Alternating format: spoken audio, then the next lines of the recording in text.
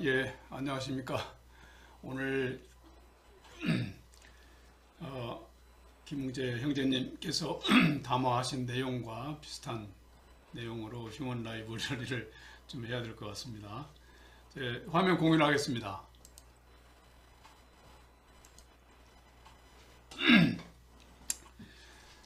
전에 그 카톡으로 이렇게 제가 좀 보내드린 것을 도대체 이게 무슨 내용인가라고 의아하게 생각하시는 분이 많이 계실 텐데요.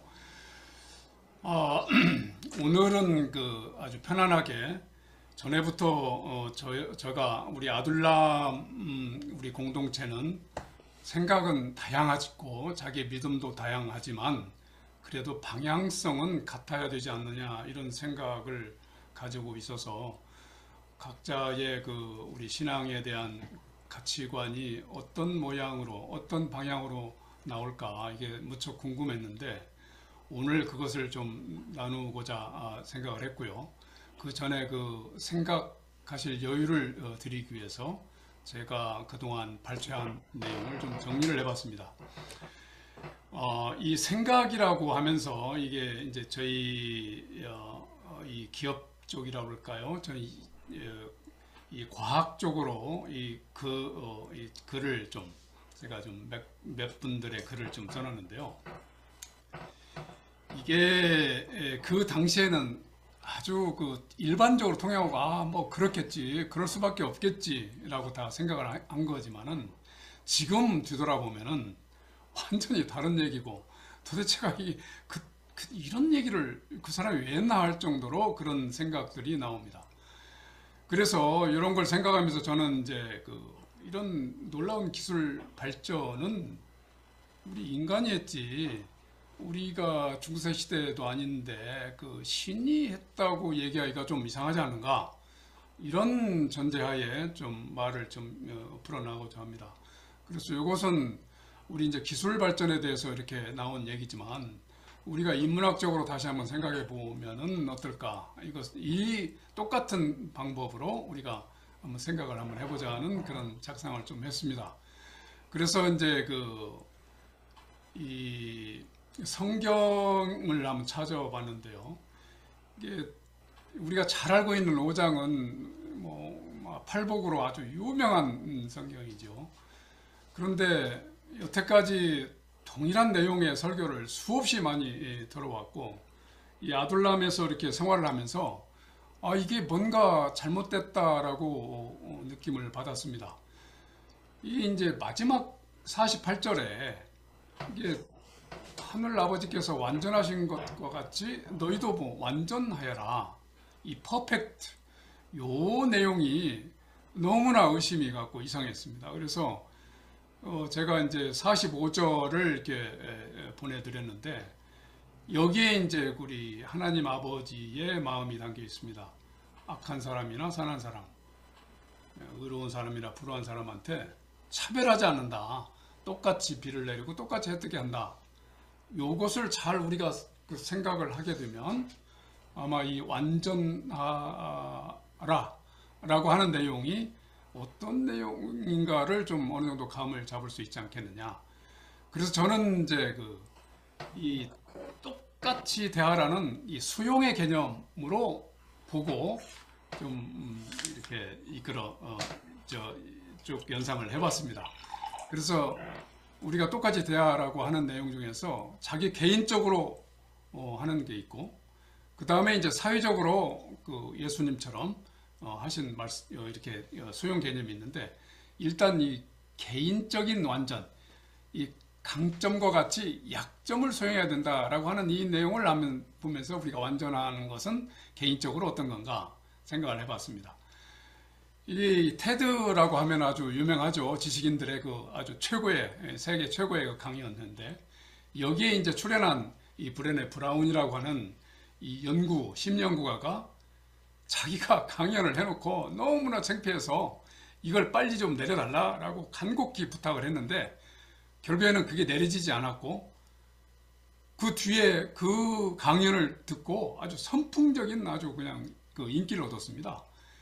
그래서 그 뒤에 이제 뭐 책까지 나오고 그래서 2,500만 명이나 시청을 하고 감동을 받았다는 그런 내용인데, 그분이 창피하게 생각했던 분이 여기에 나와 있습니다. 그러니까 그분이 가지고 있는 약점이 너무나 싫어서 그 약점을 연구했답니다. 근데 약점을 없애는 방법을 그 많이 연구를 했는데 나중에 보니까 방법이 없다는 얘기죠. 그런데 그 약점을 없애는 방법은 없어도 약점에서 자유로운 사람이 있더라는 거죠. 그래서 이 사람 보니까 그 약점을 이렇게 밖으로 이렇게 공개하는 그러한 용기가 있었던 사람이다. 자기가 연구가인데 이런 방법이 없다는 것을 강연했다는 게 너무나 창피했는데 나중에 이분이 이것을 깨달았어요. 아, 이것이 그 많은 사람한테 이렇게 도움을 주고 그분한테 희망을 줬구나. 이런 생각을 하고 이분이 이제 그 책에 대해서 더 자세하게 설명을 했죠. 이건 저는 이제 이 개인의 완전, 일단 개인이 어느 정도 완전하게 돼야 이제 완전하게 사회활동도 할 수 있으니까 이런 걸 제가 한번 컨셉으로 잡아봤고요. 그 다음에 이제 사회적 완전입니다. 이건 뭐 선한 사람, 악한 사람, 뭐 부러운 사람, 의로운 사람, 강자, 약자. 오늘처럼 그 나오미처럼 부자, 가난한 자, 뭐 신사, 비신사, 이러한 사회가 지금 공존하고 있죠.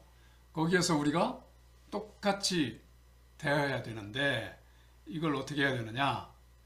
그래서 일반적으로 사회는 이러한 양자가 있는데 어느 쪽이 대세냐에 따라서 그 사회가 평화냐 폭력이 나오냐 이런 양상이 나오죠.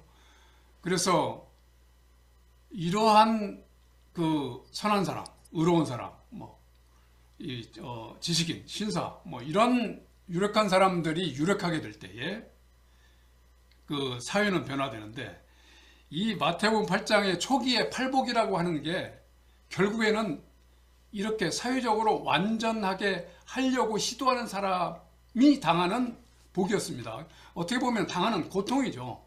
근데 복으로 표현했는데, 이게 그 5장, 마태복음 5장에서 결국에는 마지막 절의 결론이 이런 사람은 팔복에 해당되는 사람이고 그러한 고통을 당할 수밖에 없는 게 이런 사유다.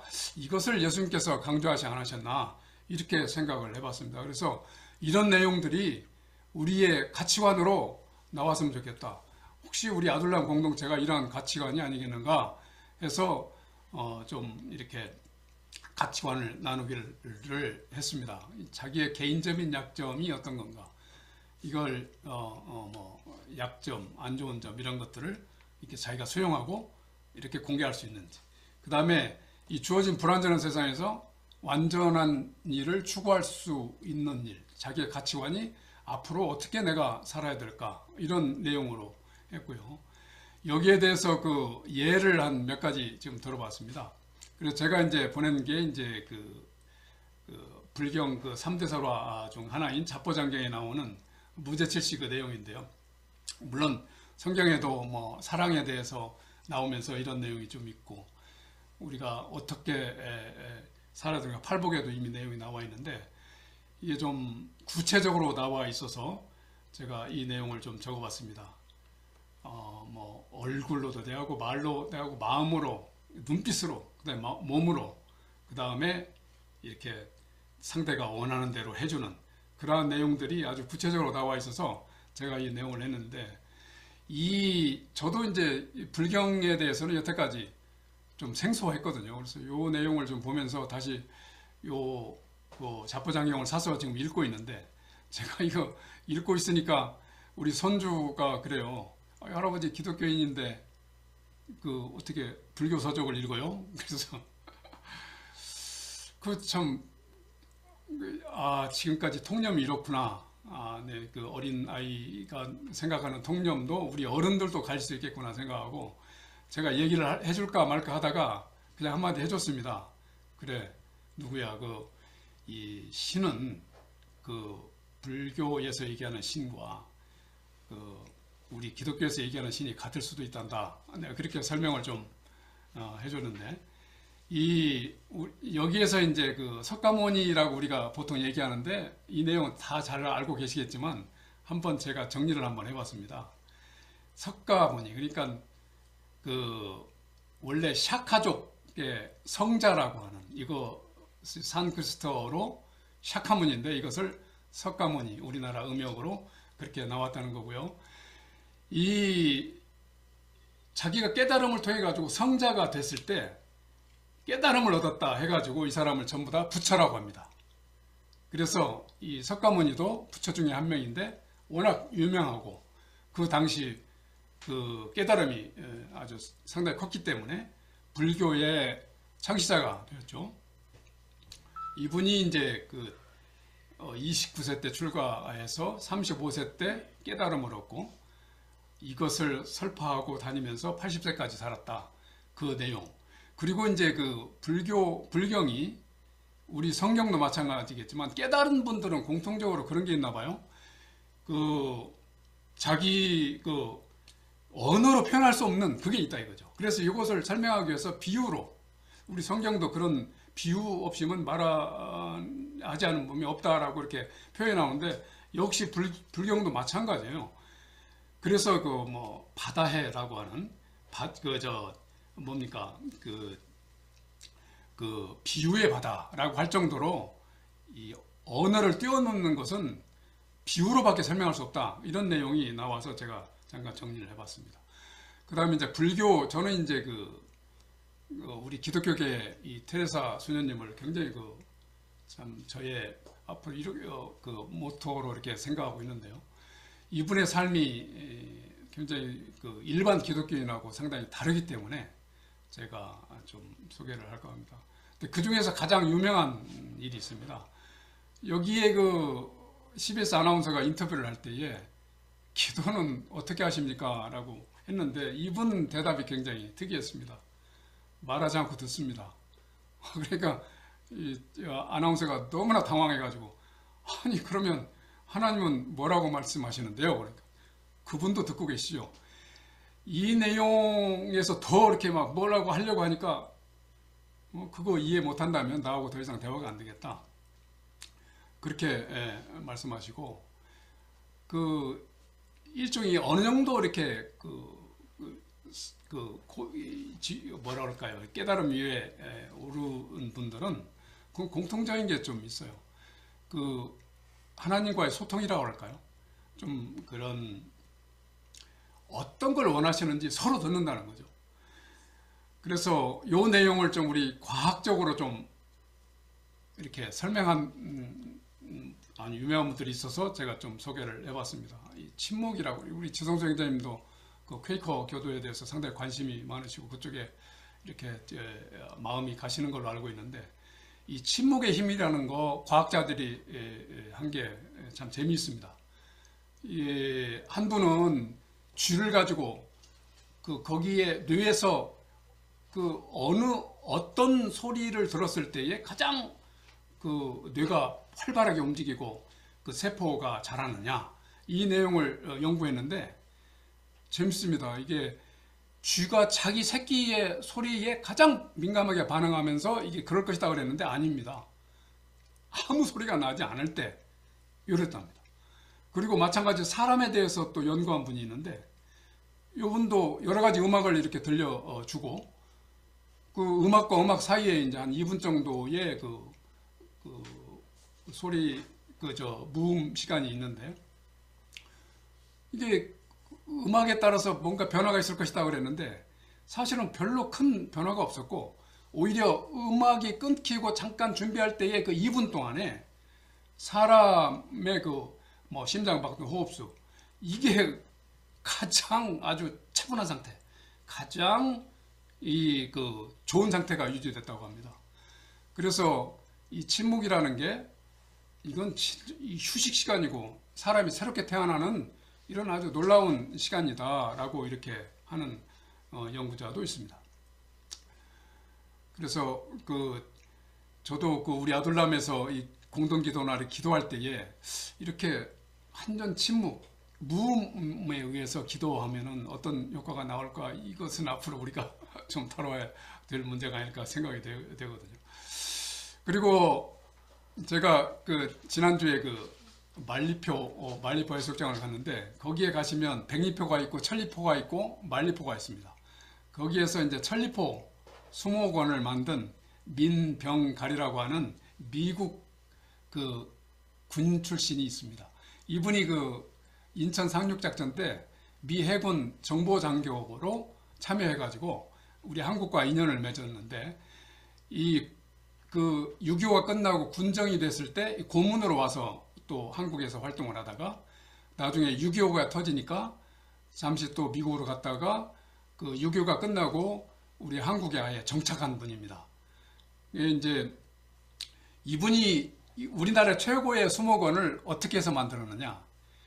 자기가 군 복무를 하고 그 자기 본국에 돌아가니까 자기 결혼 상대자가 변심을 해서 떠난 거예요. 여기에 이제 너무나 충격을 받고 그 자기 그쪽 고향으로 가지를 못하고 그리고 한국전에 와서 한국에 대한 인상이 깊었는지 한국에 오게 된 거죠. 이분은 평생 독신으로 살았어요. 그래서 이 수목원을 국가에 헌납했죠. 자기 자손이 없으니까. 그 정도로 이분은 철저하게 한국의 군정 때 그 6.25가 끝나고 우리나라가 정상적으로 이렇게 그 됐을 때 한국은행 총재 고문으로 우리 한국에 와서 근무를 했어요. 그러니까 그 한국은행이라면 그 주변에 우리 그 지식인들, 우리 그 아주 그 소개를 얼마나 많이 했을 거예요. 특히 선망의 대상이 미국인이고. 그런데 이분이 결혼을 않고 끝까지 독신으로 살았다는 것은 이분 자신이 자기 약혼자에 대한 그 배신에 대한 얼마나 많은 상처가 깊었을까. 이 상처를 이분이 이렇게 최고의 수목으로 이루어낸 계기가 된 거죠. 그 다음에 이제 제가 그 해변가가 우리는 잊어졌지만 2007년도 아주 그 유명한 그 원유 사고가 났던 곳입니다. 근데 이때 뭐 12,547kg가 방류가 됐다고 그러니까 이것을 잘 이해를 못 하시면 한 드럼에 한 200리터 정도가 들어간다고 했을 때 6만 드럼이 넘습니다. 이 드럼이 그 말리포, 천리포, 백리포 해안 8km 전방에서 이렇게 해안으로 밀려온 거죠. 이때 전부 다 이제 절망했잖아요. 저도 뉴스 듣고 지금도 그때 자원봉사자로 한 번도 가보지 못한 게 가슴을 치고 있는데 이때 130여만 명의 자원봉사자가 와서 이번에 갔는데요. 너무나 맑고 깨끗하고 그 앞에가 완전 그대로 복원이 된 거예요. 이제 이 130여만 명의 이 놀라운 이 손길에 의해서 지금 이렇게 복원이 된 거죠. 우리나라에서 아마 섬이 아닌 곳 중에서 최고로 깨끗한 백사장이 아닌가 저도 생각을 하고 있습니다. 그리고 인도 얘기 같은데요. 제가 이거 출처를 어딘지를 몰라서 그냥 썼는데 해변가에 이제 태풍이 지나면 여러 가지 쓰레기가 많이 떠밀려 왔는데 한 사람이 이제 가서 이렇게 해수욕하러 왔다가 쓰레기가 너무나 많으니까 하나씩 죽고 있는 겁니다. 그러니까 주변에서 아니 그 많은 쓰레기가 당신 혼자 접는다고 깨끗해집니까? 라고 좀 비아냥거렸겠죠. 근데 이분의 대답이 재미있어요. 최소한도 내가 걸어가는 길은 깨끗하여질 게 아니겠느냐. 이 말에 감동을 받은 사람이 하나둘 모여들더니 결국에는 그 해안가가 전부 다 깨끗해졌다. 이런 내용이 인도 같아요. 제가 이 내용을. 그 다음에 이제 이 사회적 기업으로 해가지고 세상놀이 연구소라는 게 있습니다. 이분도 그 건설회사에서 아주 잘 나가는 분이었는데 자기 부인이 어느 날 갑자기 이런 거예요. 우리가 잘 살고 있나? 제대로 살고 있지 않나? 생활 수준과 소비를 줄여도 좀 우리만 위한 이타적인 생활을 할 수 없을까라는 이걸 이제 자기 남편한테 아주 강력하게 던지니까 이때 이제 이분이 깨닫고 그러면 삶을 하나 바꿔보자 해가지고 이제 시작한 게 이제 요 세상놀이 연구소입니다. 이 스필모빌이라고 하는 게 독일 말로 자기 차에 그런 아이들을 위한 장난감을 싣고 낙후는 지역을 돌아다니면서 그 소외된 아이들하고 같이 어울려서 놀이를 해주는 그러한 곳이에요. 뭐 1시간당 뭐 35,000원 뭐 이 정도가 상당히 뭐 적다고 하는데도 이 두 부부가 이 사회적 기업으로 예비 등록도 했다고 그러는데 지금 아마 등록이 됐을 겁니다. 그렇게 해서 자기 아주 아주 잘 지내고 있습니다. 그리고 이 록펠러에 관한 건데요. 우리가 교회 다닐 때 헌금을 제일 잘한, 헌금 얘기 나올 때는 이분이 빠질 수가 없죠. 제일 잘해서 이렇게 이분이 복 받았다 하는 내용이 일반적인데, 사실 이게 록펠러는 이게 악덕 기업주의 최고 엄지손가락이죠. 아예 이분은 뭐 상대 경쟁자가 나타났다 그러면 아예 죽입니다. 파멸시켜버리고, 그 다음에 뭐 지금 현재 정광훈 목사가 알박기 하듯이 이것은 아예 보통으로 했고요. 그 다음에 자기 휘하에 광산이 있는데 여기서 처우 개선해달라고 데모를 하니까 그냥 무리하게 진압해서 20명 넘게 죽게 만든 아주 미국에서도 유명한 악덕 기업주로 그렇게 되어 있는데, 이분이 그런 기업을 이렇게 하면서도 자기 어머니가 청교도였는데 이 자기 회사 부서 11조 부서를 하나 만들어서 11조를 정확히 해야 되겠다, 이 정도로 해서 11조를 철저히 했다고 합니다. 그런데 이제 이분도 인생의 변혁기가 있었었는데, 자기가 가장 중심 기업 스탠다드 오일이 이렇게 뭐 한 30개가 넘는 회사로 쪼개져 버렸을 때, 아 이제 끝났구나라고 했을 때 병이 왔어요. 그래서 시한부 선교를 봤는데 이때 만난 목사님이 있습니다. 이분의 목사님의 영향으로 이분이 내가 여태까지 잘못 살았구나 해가지고 그 이후에 이제 자선 활동을 하는데, 잘 알죠. 우리가 잘 알고 있는 록펠러 재단을 설립해서 뭐 학교, 연구소, 병원 뭐 이런 봉사를 하다가 이분이 시한부 선교를 55세 받았는데 97세까지, 그러니까 자기가 깨닫고 한 40년은 악덕으로 살고 회심하고 40년은 이렇게 사회적으로 우리가 자기의 베풀면서 사는 그런 사람의 대명사죠. 그 다음에 마지막으로 오늘 김경일 신부님께서도 잘 아시는 자립지지공동체 김미령 대표님도, 이 남편 되시는 분이 성공회 사제님으로 계시다가 지금 고창에서 또 뜻하는 일을 하고 계시는데요. 이 김미령 대표의 일상을 이렇게 봤을 때, 이게 우리가 바쁘게 살아오고 지금 뭔가 뭐 이렇게 살아봤는데 참 나를 다시 생각해 보게 하는 아주 표준이 됩니다. 아주 똑똑하시고 능력도 출중하시고 이런 분이 지금 자립지지공동체라고 하는 것을 좀 하고 있는데요. 요 글에 나온 것처럼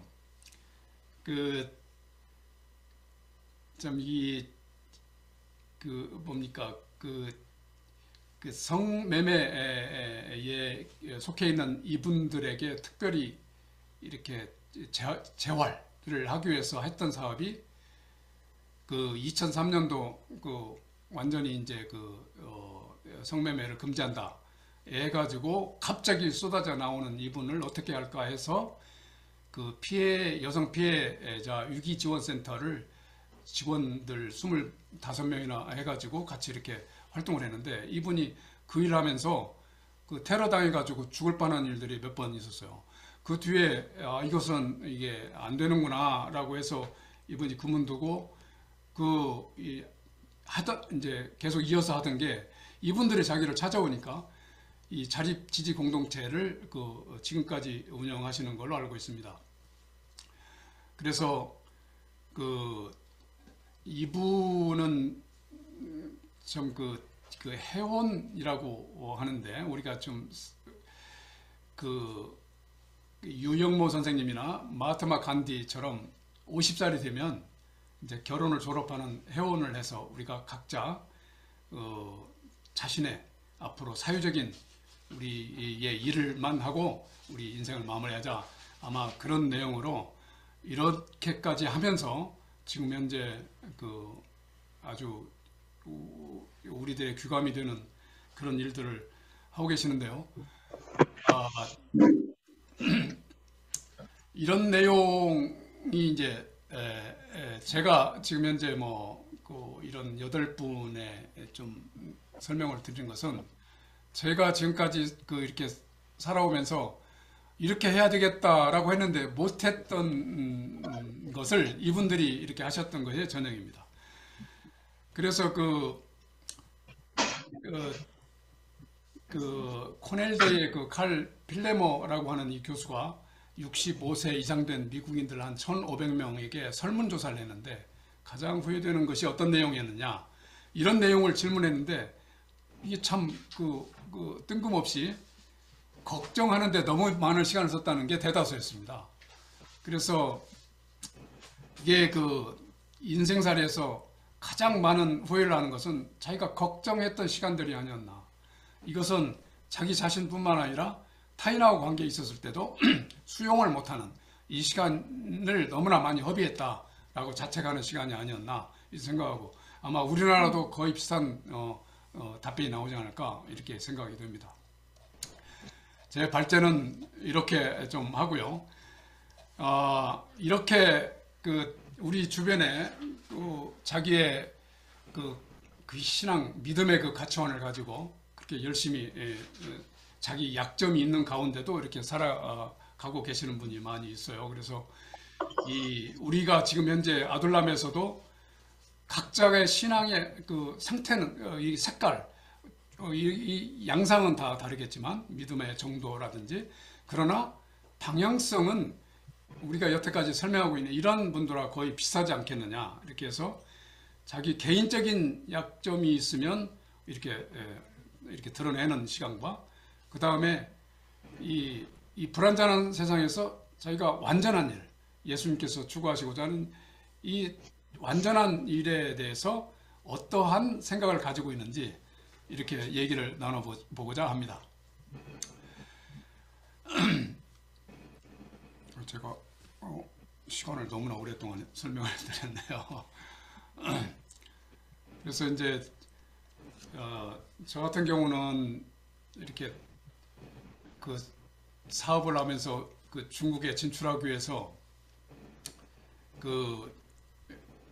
이렇게 합자 회사를 중국에 하나 세웠는데 상대 회사가 우리나라 옛날에 대기업 정도 되는 대우 정도 됐나요?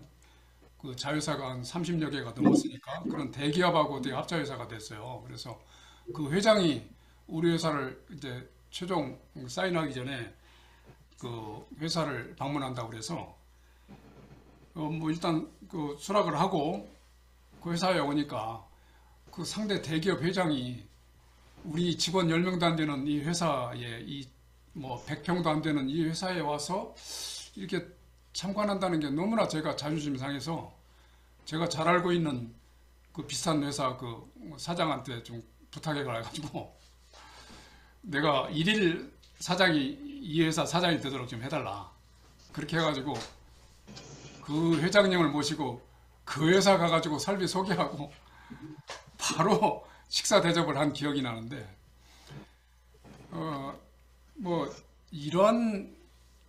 그러한 마음과 그러한 행동이 제가 어떻게 나왔는지 이해가 안 될 정도로 그래서 결국에는 그런 상태에서도 어떻게 합의가 돼가지고 조인트 벤처 합자회사가 중국에 세워지기는 했습니다. 결과적으로 거기서 실패는 했지만 하여튼 그러한 것들이 지금 생각해 보면 너무나 창피하고 내가 사업을 한다고 하고 록펠러처럼 그 정도 규모는 아니지만 뭔가 돈을 벌어서 내 헌금을 멋있게 해야 되겠다 이런 생각으로 그러한 일까지 저지른 거에 대해서 지금 너무나 많이 후회하고 있고 제 마음속에 아주 그냥 가시처럼 남아 있습니다. 혹시 여기에 대해서 좀 얘기 나누실 분들 있으면 마이크 켜시고 좀 얘기를 해주셨으면 좋겠는데요.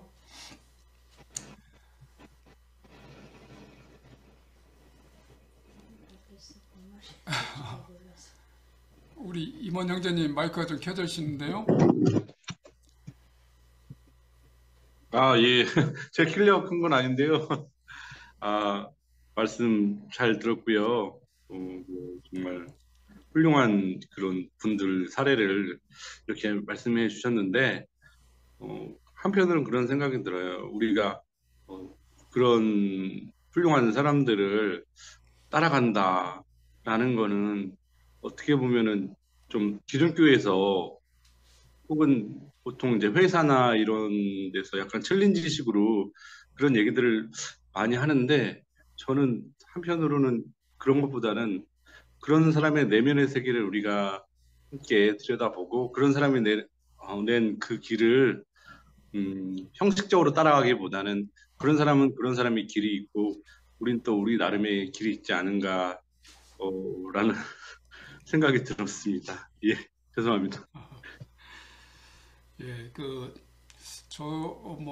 저도 이렇게 자란 환경이 부모님이 그 교육적인 가치관이 없으신 분이라서 그 아이들한테 그냥 학교 보내고 그 비닐하우스 안에서 자라는 그 식물처럼 그냥 그 먹는 거 부족하지 않게 이렇게 해주셔서 그 사회적인 물정을 저도 전혀 몰라가지고 그 나중에 좀 지금 60대가 돼서 오히려 깨달음이 많을 정도로 이렇게 나중에 이렇게 깨달아지고 있어요. 그래서 한참 청년 장년 때 그러한 가치관을 갖지 못한 거에 대해서 후회를 많이 하고 있는데 그 지금이라도 이렇게 하려고 해보니까 이제 내가 어떤 일을 해야 될 것인가 이런 쪽에 많이 생각을 하고 있어요. 그래서 그때 만난 게 우리 아둘람 공동체인데 서로가 그 힘되는 대로 영향력을 주변에 행사해야 되는데 우리 아둘람 공동체에서 서로 그 마음과 마음으로 연결되었으면 좋지 않겠나 이런 생각을 늘 가지고 있습니다. 신성남 형제님 말씀해 주세요. 예, 좋은 말씀 잘 들었습니다. 어, 사실 일반적으로 우리 이제 자랄 때도 그렇고 어디에서나 뭐 학교든 그게 교회든 뭐 큰 꿈을 가져라, 뭐 위대한 일을 꿈꿔라, 뭐 이런 식의 이제 가르침이 많잖아요. 사실 그게 나쁜 건 아니죠. 할 수 있으면 좋죠. 그런데 이게 그런 소리만 그런 꿈만 가지고 살다가 보면은 이 현실에서 쉽지 않잖아요. 제 지인 중에 한 사람은 어려서부터 노벨상을 받아야 되겠다, 이런 꿈을 가졌어요. 그러니 그 꿈이 얼마나 좋습니까? 그러나 그 삶이 얼마나 힘들었겠어요. 피곤하고. 그러니까 이 꿈이나 어떤 목표나 소원이라는 게 이게 양으로 갈 때는 좀 문제가 있다. 이게 질로 표현돼야지 내가 뭐 어떤 일을 하겠다, 어떤 영역에서, 어떤 분야에서 이런 건 좋은데 내가 뭐 노벨상을 받겠다, 뭐 대통령이 되겠다, 뭐 장관이 되겠다, 뭐 재벌이 되겠다. 이거는 좀 우선 그 좀 설정에서 좀 잘못된 게 아닌가? 뭐 개인적으로 특별한 경우는 할 수 있겠지만 그게 일반화되면 참 위험하다 이런 생각을 해봅니다. 그래서 좀 성경에도 작은 일에 충성하라는 말씀이 참 마음에 와 닿는데 그 큰 꿈 가졌다는 분들의 삶을 보면요. 진짜 작은 데서 더 소중한 데서 많은 걸 손해보고 사는 경우 많거든요. 그렇게 살다 60, 70 되고 나면 설사 그 목표를 뭐 어느 정도 성취했더라도 더 소중한 거를 놓치는 경우가 많죠. 왜냐하면 시간을 제대로 분배를 못했으니까. 그 아무래도 치우침이 있고요. 그래서 참 그 꿈을 잘 조정하는 게 필요하다. 그런 생각을 해봅니다. 감사합니다. 예, 이게 이제 제가 무죄칠시라고 그 자포장기에 나오는 재물이 없는데 어떻게 도웁니까? 라고 하는 내용. 이게 이제 지금 이제 이런 지금 생활에서 가장 중요한 그 근본이 되지 않는가. 우리 성경에서도 황금률을 말씀하셨죠. 남이 싫어하는 거 하지 말고 좋아하는 거 하는 이런 것에 대한 구체적인 그 내용이 와서 외우고 싶을 정도로 그 무죄칠시 요 내용이 좋습니다. 지금은 가능하면 정직하게 손해를 보더라도 정직하게 좀 말을 하고 좀 그 상대에게 따뜻하고 그 상대가 좀 악한 말이 나오더라도 내가 그걸 수용하고 좀 오히려 더 온화한 말로 대해야 되겠다. 이런 쪽에 저도 많이 치중을 하고 있습니다. 예, 이어서 그 양보영 네, 자매님 말씀해 주시죠. 네. 저 선생님이 솔직하게 그 비즈니스 하신 거에 대해서 정말 감사한데요. 어떻게, 저도 비즈니스 갔다가 27살부터 한 사람이 어떻게 그런 걸 했는지 깜짝 놀랐어요. 왜 그러냐면은, 그건 당연하게 실패하는 비즈니스인데, 조그만 비즈니스 갖다 늘려가지고 그 큰 회사처럼 했다는 게 그게 망하는 비즈니스죠. 당연하게. 그래서 그건 진짜 100번 100 중에 그거는 정말 실수다. 내가 돈을 아주 잊어버리겠다. 내 시간과 돈을, 내 정력을 다 잊어버리겠다. 이건데 앞으로 그러고는요. 그 지금도 늦진 않으셨어요. 지금 깨달으셨으니까 70에서 어떤 사람이 70부터가 인생의 시작이시라니까 70에 시작해서도 요새는 100세 인생이니까 열심히 하실 수가 있고 지금 오늘의 주제가 의미 있게 사는 삶이라고 그러셨잖아요. 저번 주 말씀하셨는데 제가 뭐가 의미 있게 사는 건가 제가 생각을 해보니까 살아있다는 것 자체가 의미가 있는 거예요. 살아있다는 것 자체가. 그래서 우리가 정말 살아있으면서 건강을 잘 그러니까 유지하고 그 건강 유지하는데도 굉장히 부지런함이 있어야 돼요. 운동을 갖다가 많이 해야 되는데 운동을 대부분 안 한다고 그러더라고 보통 사람들이. 그런데 하여튼 그래도 자기 자신을 잘 가꾸는 거 이것도 굉장히 의미 있는 삶이고 그리고 우리는 하나님 믿는 사람으로서 제일 중요한 게 하나님이 나한테서 나의 말과 나의 행동에서 나타나는 거 그게 또 제가 보기엔 가장 의미가 있다고 생각을 하고요. 그리고 이제 그 우리가 아까 그 제일 말씀드려서 우리가 걱정이 많은 걸 갖다 시간을 갖다가 다 보낸다, 허비를 한다. 저도 일생에서 생각해보면 하나님 만나기 전에는 매일 걱정 불안에 살았는데 하나님이 내 생의 중심이 되고 나서는 걱정이 없어졌어요. 그러니까 이게 믿음과 걱정은 같이 가는 거야. 믿음이 없는 사람은 걱정이 많고 믿음이 많으면 걱정이 없어지는 거고 그리고 저희 그 역경 그 아까 정말 솔직하게 우리가 맞힐 수 있는 거는 자기의 약점을 갖다가 정말 내 자서전 중에서 내가 제일 배기 싫은 자서전들이 고집부렁을 그렇게 많이 써요. 거짓말을. 인생을 옆에서 자서전 많이 보면은. 그러니까 자기의 단점을 갖다가 진짜 아까 정말 선생님 같이 내가 이렇게 속였다. 비즈니스 할 때. 이런 걸 사실 자기 굉장히 좋아하는 사람 많이 못하잖아요. 그걸 밝힐 수 있는 자신감. 그걸 갖다 날 적에 진짜 성공한 삶을 이룰 수 있다고 생각해요. 그래갖고 그 자서전을 진짜 자기가 정말 고약하게 했던 거, 나빴던 거, 사람은 다 죄인이라고 그랬으니까 내가 죄진 거, 이런 걸 자세하게 설명할 수 있고, 내가 이렇게 지금 성공된 삶을 이루었다. 내가 정말 이렇게 향기롭게 살고 있다. 그러니까 희생이 없으면 안 되잖아요. 우리가 희생을 갖다 하면서 나도 이렇게 살고 있다. 이런 걸 나타낼 때 우리가 조금 의미 있는 삶을 살고 있다고 생각합니다. 감사합니다. 말씀. 감사합니다. 오늘 그 김웅재 연구님이 담화하신 내용을 보고 저도 아까 그런 내용이 들었는데요. 그 원래 우리가 이제 11조 얘기도 나오고 그때가 12지파에게 땅을 골고루 이렇게 분배를 해주잖아요. 그리고 한 지파에게는 그 땅을 분배를 해주지 않고 나머지 지파에서 소득의 10분의 1을 그 지파한테 주면 그 지파가 그 삶을 영위할 수 있도록. 그런데 여기에서 각 지파대로 해서 땅을 나눠 주는데 그 안에는 그러잖아요. 그 능력 있는 사람 없는 사람, 그 다음에 술수익과 등한 사람, 뭐 좀 부족한 사람, 그 다음에 계산이 좀 빠른 사람, 좀 부족한 사람, 이런 사람들이 했는데 똑같은 땅을 나눠줬다고요. 그러니까 이러한 룻 같은 환경에 처한 사람이 되는 거죠. 그래서 이 사람은 땅도 없고, 그리고 결국에는 외국에 갔다가 다시 돌아와서 그러한 그 미인계를 써서 하는 그러한 그 소설 같은 그 이야기가 나와 있는 거죠. 그래서 저는 지금 이 하나님께서 지파로 나눠져 가지고 하는, 그래서 이런 제도들이 결국에는 실패하지 않았냐. 그러니까 그 결국에는 그 이스라엘 백성들이 왕을 요구했고 강력한 왕국을 이렇게 구성해서 외국에도 침략도 하고 그 뭐 좀 나라를 강성하게 하자 이런 내용이 나온 것 같은데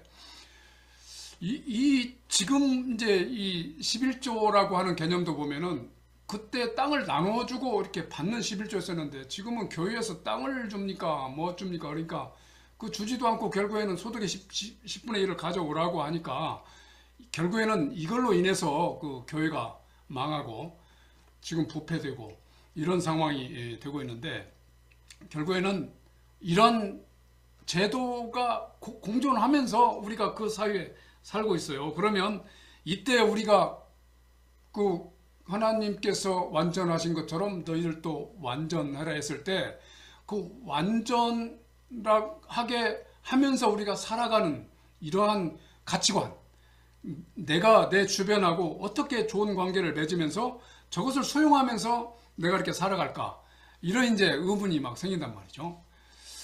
그래서 거기에 대해서 좀 이렇게 좀 얘기하실 분 있으면 좀 더 좀 구체적인 사안을 가지고 말씀해 주셨으면 좋겠는데요.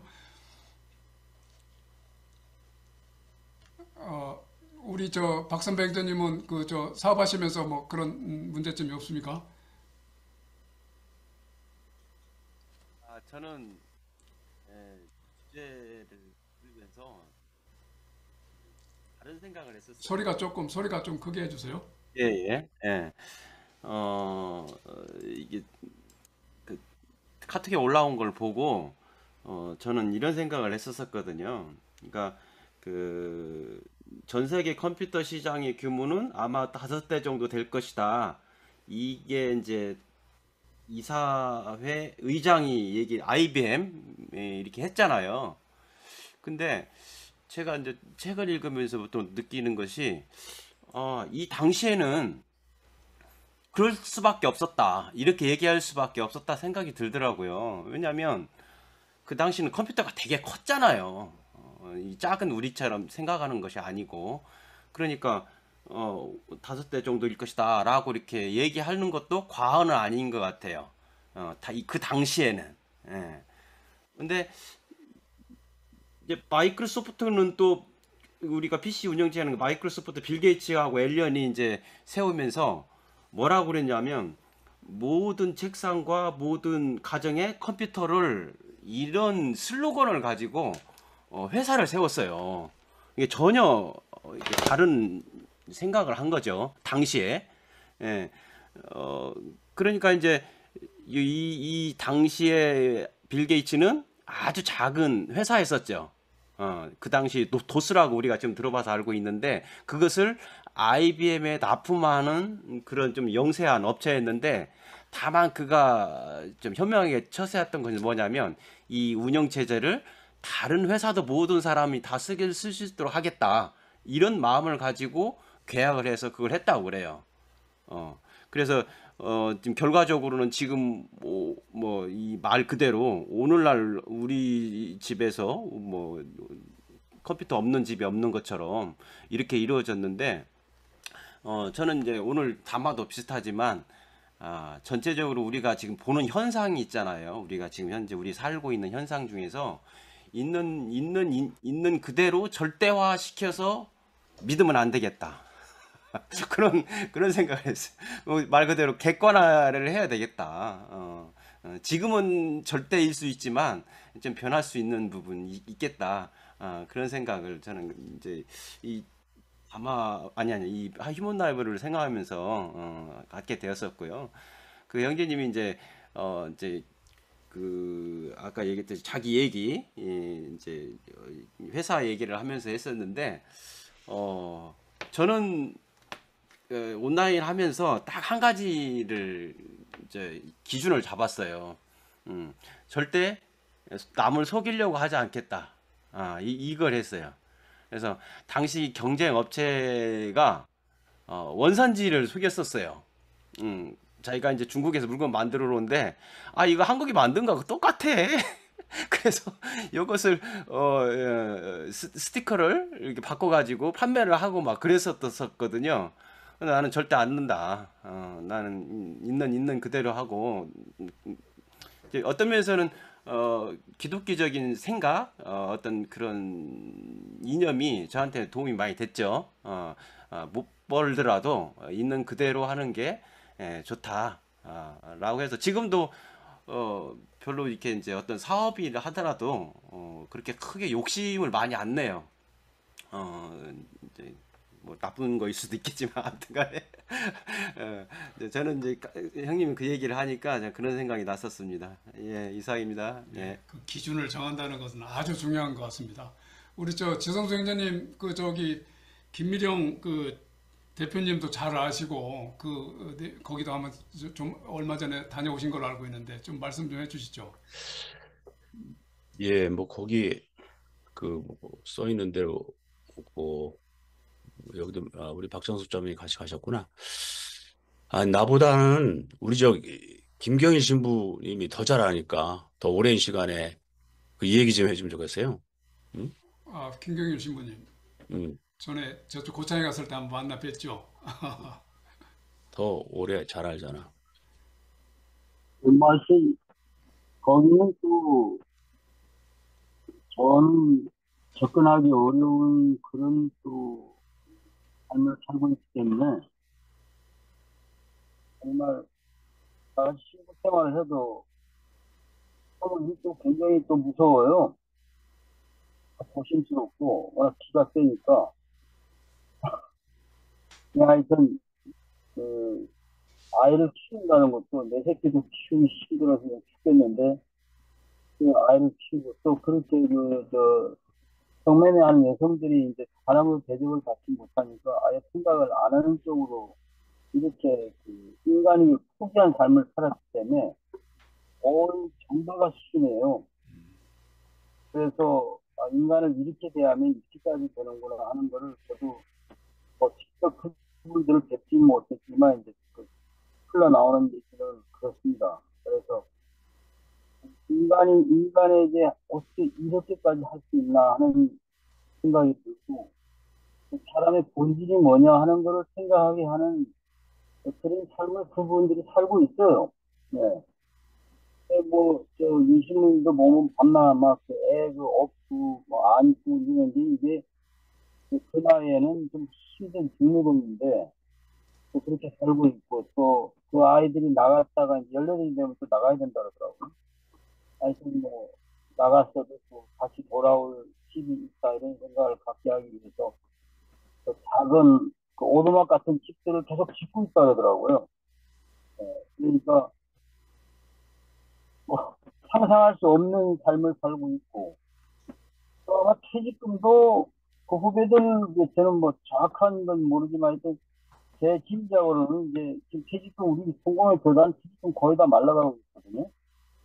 우리 나이 또래 신부들은 물론 저한테도 그런 제안이 왔지만 지금 한 3년 전부터 지금 은퇴하면 3천만 원 더 받을 수 있다 이래가지고 저를 끈질기게 제가 이제 빨리 나갔으면 좋았겠다 그런 모양인데, 그 당시 우리 나이 또래 애들 나보다 나보다 2살 어린 친구들도 전부 다 3천만 원 더 받으려고 다 은퇴하고 나갔어요. 근데 이 신부님은 아니다. 나는 안 받겠다. 그래서 아마 퇴직금을 오래 했기 때문에 퇴직금도 꽤 많을 텐데 이제 안 받으셨죠. 그런 게 참 놀랍습니다. 부부가 다 그래요. 예, 감사합니다. 지금 계시는 데가 어디예요, 지금? 차 안에 소리가 안 들리는데요? 저는 지금 요즘 한 몇 주 전부터 아들이 이제 저희가 부자 세습을 했어요.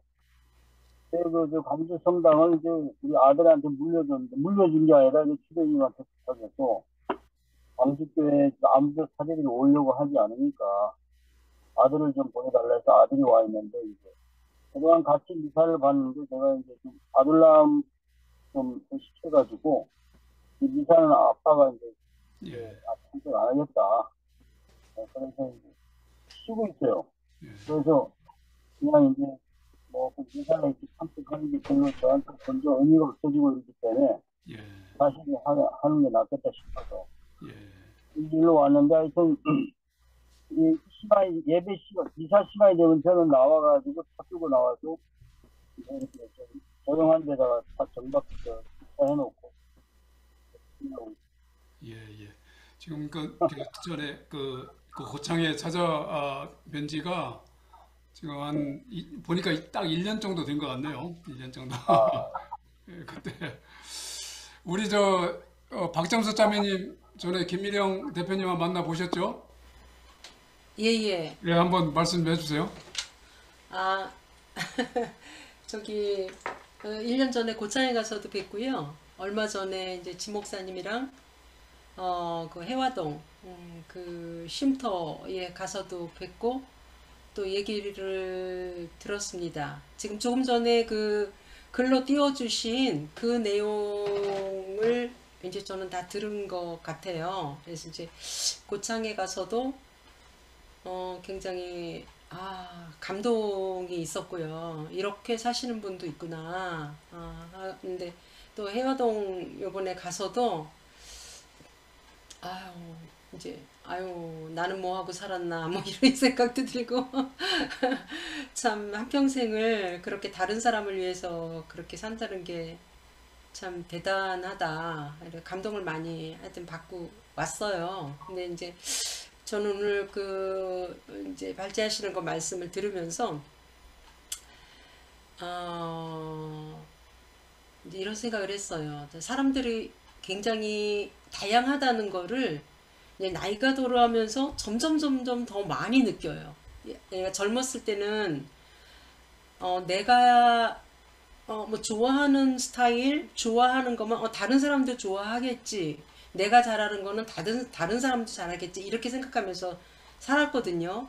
근데 이제 지금 이 시점이 되니까 정말 너무 다르다. 사람들이 너무 다양해서 뭐 나랑 비슷한 성향을 가지고 있는 사람도 또 세부적으로 굉장히 다르고 이런 것들을 많이 느껴서 정말 내 주장이 뭐 100% 옳다. 뭐 이대로 다른 사람한테 내 생각을 너무 강요하거나 이런 것들을 굉장히 주의해야겠다. 이렇게 생각하기도 하고 그리고 나하고 성향이 그런 좀 다른 사람들의 어떤 좋아 보이는 점은 제가 많이 따라하고 싶어 하고 내가 못하는 점은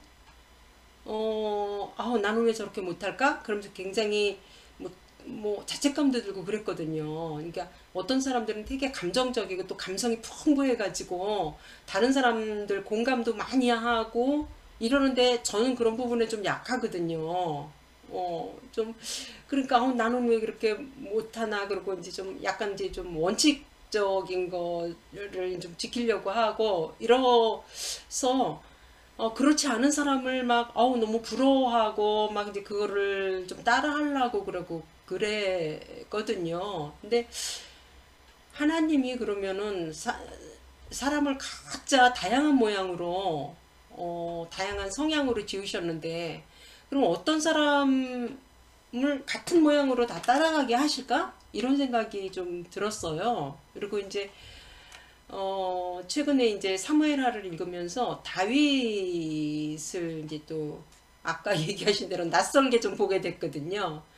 근데 다윗에 대해서는 이제 뭉뚱그려가지고 굉장히 이제 좋은 사람, 뭐 하나님 마음에 합한 사람, 그래갖고 굉장히 좋은 사람으로만 이렇게 평가되고 또 그렇게만 알고 있고, 그리고 성경을 읽어도 다윗의 잘못한 점을 봐도 그냥 뭔가 좀 그냥 지지해주고 이런 식으로 읽었는데 이번에 이제 낯설게 읽다 보니까 다윗 같은 사람이 왜 하나님이 인정하셨을까 이런 생각을 많이 하게 됐어요. 거기서 보면은 하여튼 굉장히 많이 우유부단하고 어떻게 보면 되게 정치적이고 또 막 그런 다윗의 아주 단점들이 되게 많이 보이더라고요. 그래서 그런 단점들을 가진 다윗을 왜 하나님이 인정하시고 그렇게 다윗을 좋은 사람으로 그렇게 평하셨을까? 그러니까 사람은 완벽할 수가 없고 다 장점과 단점이 있고 다 다양하기 때문에 그래서 그 자기의 원래 하나님이 주신 그것들을 하고 살면서 거기에서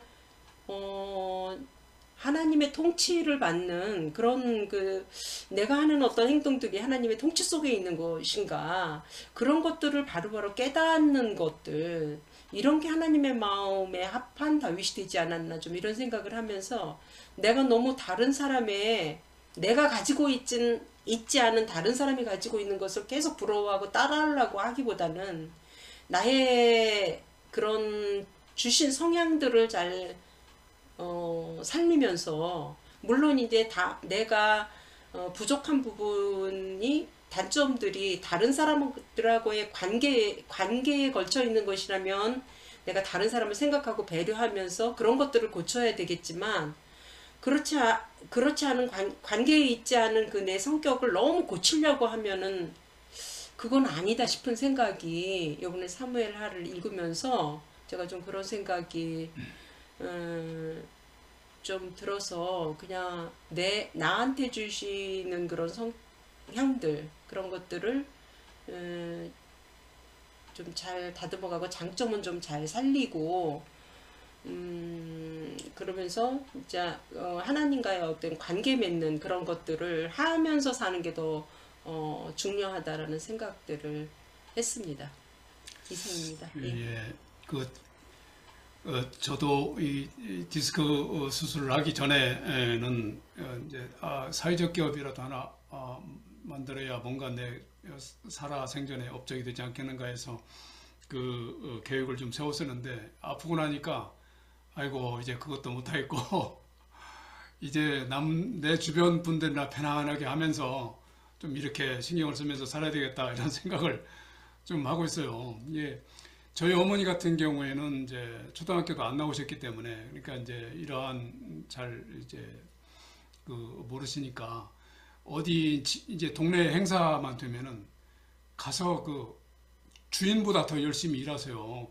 옛날서부터. 그래서 주변에서 우리 어머니 그러면 아주 그냥 항상 좋으신 분으로 이렇게 불러주시는데, 자기가 가지고 있는 이게 강점을 가지고 좀 거기에서 더 이렇게 했을 때 주변이 더 영향을 줄 수 있는 것 같고요. 지금 저도 지금 이제 이 회복기계에 좀 접어들어가니까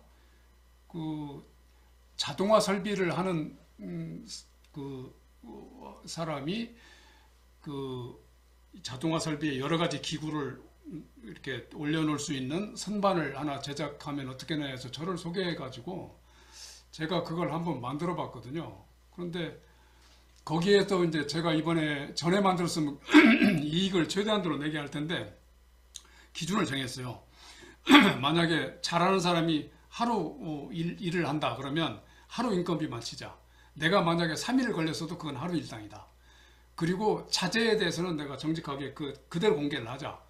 이렇게 해서 견적을 냈고 한 대를 납품을 했는데, 아주 사장이 자기가 생각하는 것보다 더 잘 만들었다고 아주 칭찬을 해서 주문을 더 받았거든요. 그래서 이게 결국에는 마음이 통하는구나. 근데 왜 그러냐면 내가 작업자들이 그걸 가지고 사용을 할 때 얼마나 뭐가 불편할까 이런 것까지 하면서 이렇게 설계를 좀 했었었는데, 그게 많이 통했을 때 기분이 너무나 좋았습니다. 그분이 신앙생활을 하는지 안 하는지는 모르겠는데 자기가 생각하는 것보다 더 잘해왔다, 이 말에 내가 얼마나 기뻤는지, 아마 이 맛에 살지 않겠는가 이렇게 생각이 됩니다.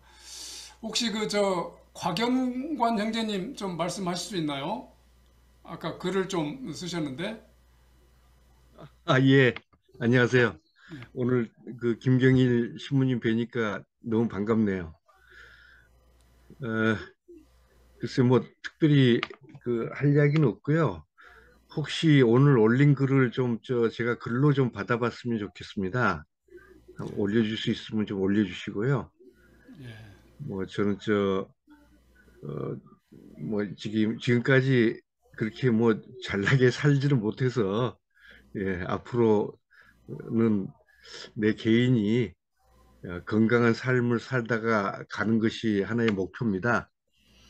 가만히 생각해 보니까 내가 건강하지 않을 때 다른 사람한테 피해를 너무 주더라고요. 뭐 가깝게는 가족, 또 여러 가지 뭐 병원에 관련된 사람들, 예, 그 아프지 않고 그냥 살아내는 것만 해도 저한테는 굉장히 그 좋은 것 같고, 특히나 이제 아프지 않고 살아내는 그 내용에는 이제 마음도 굉장히 좀 정돈된 마음으로 좀 살아야 되겠다.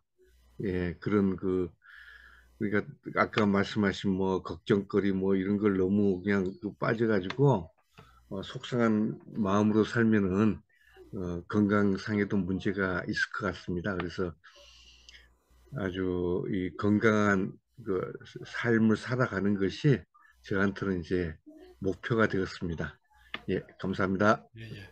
저도 오늘 이제 이 공유한 화면은 제가 단톡방에 공유를 하도록 하겠습니다. 그리고 이번 자료를 이렇게 제가 준비를 하면서 제가 진짜 깨달은 게 있어요. 그러니까 이 완전해지는 사람은 우리가 팔복에 해당하는 그 8가지를 다 겪는다는 것을 저는 분명히 이번에 알았습니다. 그래서 팔복을 할 때, 설명을 할 때 이거 하면은 복 받는다 이게 아니라 이렇게 하나님의 마음을 가지고 완전한 일을 동참했을 때 너는 이런 8가지를 분명히 겪게 될 것이다. 저는 결론을 그렇게 냈거든요. 여기에 대해서 좀 한 분만 좀 말씀하시고 일단 공식적인 시간을 끝내기로 하면 좋겠는데요. 좀 하실 말씀 없을까요? 제가 좀 한 말씀 올릴까요? 아, 예, 예. 네, 뭐 오랜만에 나타나서 좀 말을 많이 하는 것 같아요. 제가 브루도프라고 영국 공동체에 좀 가서 살았어요. 한 예. 3개월.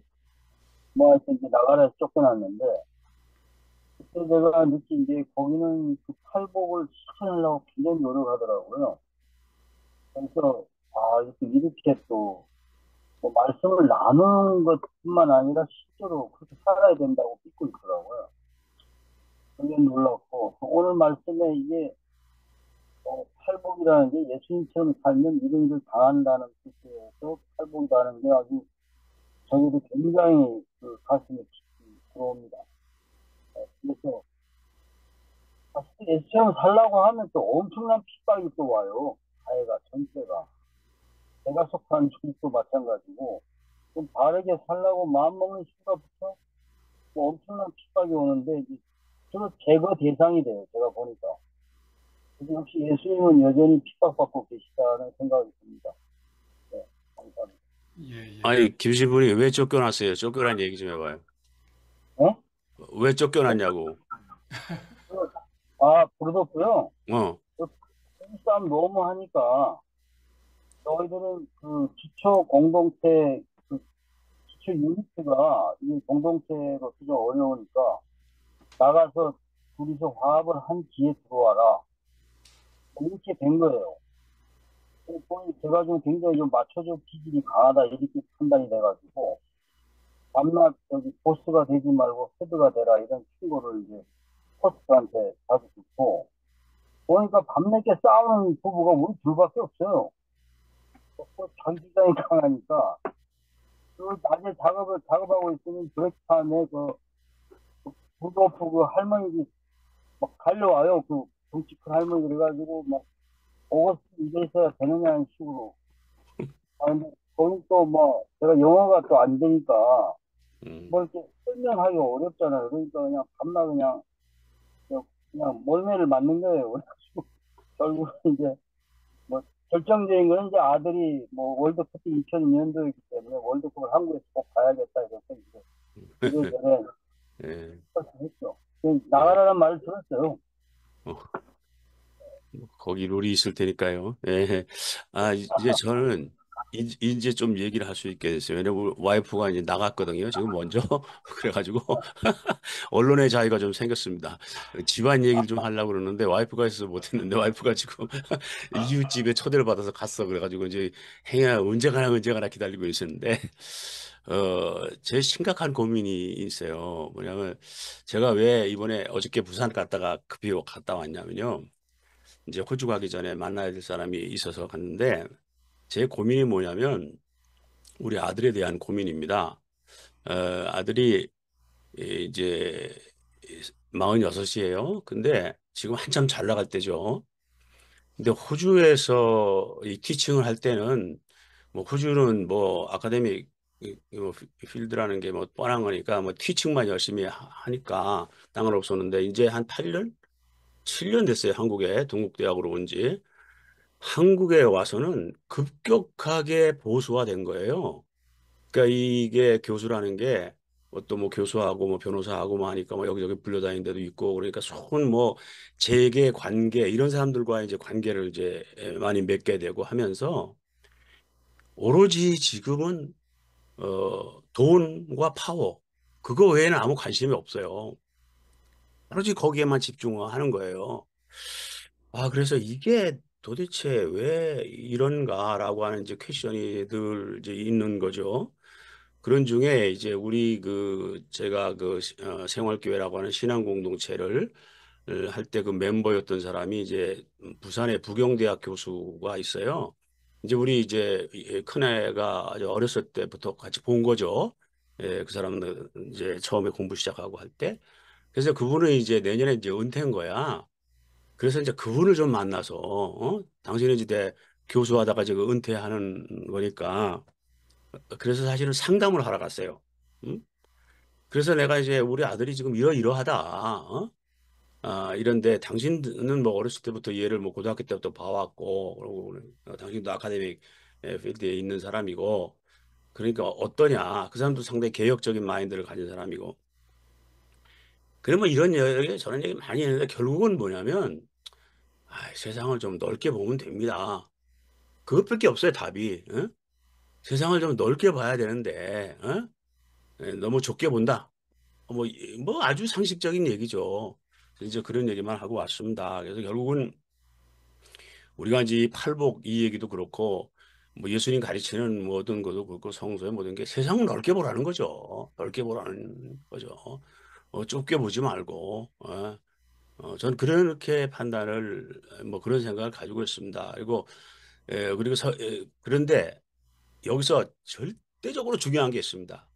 예수를 믿으면 교회를 잘 다니면 세상을 좁게 보게 되어 있어요. 그렇게 프로그래밍화 되어 있습니다. 그건 어쩔 수 없습니다.